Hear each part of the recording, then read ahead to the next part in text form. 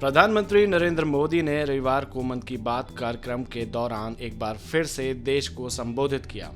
बता दें कि ये मन की बात कार्यक्रम का 89वां एपिसोड था।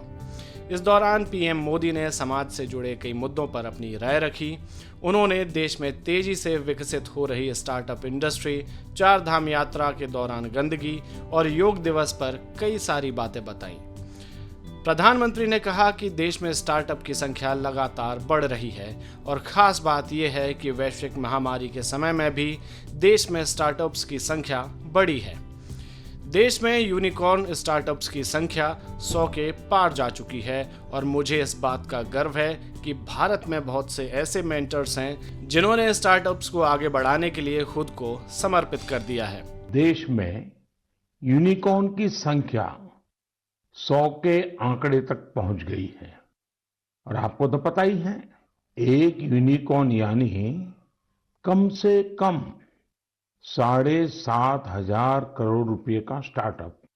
इन यूनिकॉर्न्स का कुल वैल्यूएशन $330 बिलियन यानी 25 लाख करोड़ रुपयों से भी ज्यादा है।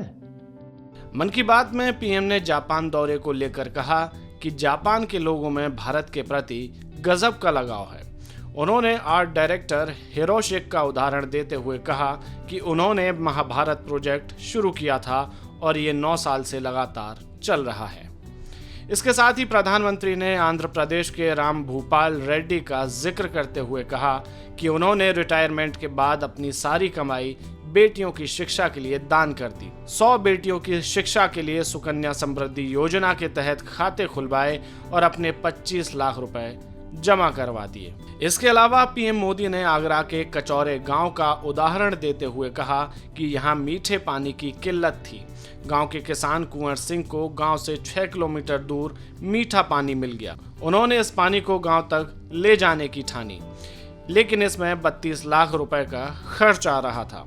कुंवर सिंह के छोटे भाई श्याम सिंह जब सेना से रिटायर होकर आए तो इसकी जानकारी मिली, लिहाजा उन्होंने रिटायरमेंट पर मिली सारी धनराशि इसी काम में लगा दी और गांव तक पाइपलाइन बिछाकर गांव वालों के लिए मीठा पानी पहुंचाया।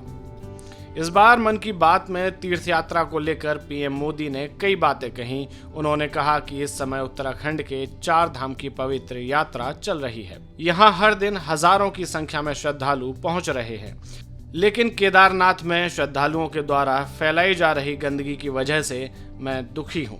वहीं इसको लेकर सोशल मीडिया पर कई लोगों ने अपनी बात रखी। हम पवित्र यात्रा में जाएं और वहां गंदगी का ढेर हो, ये ठीक नहीं है। शुचिता, साफ सफाई एक पवित्र वातावरण है और हमें उसे कभी नहीं भूलना चाहिए। इसके साथ ही पीएम मोदी ने मन की बात के इस एपिसोड में कई और मुद्दों पर भी जोर दिया।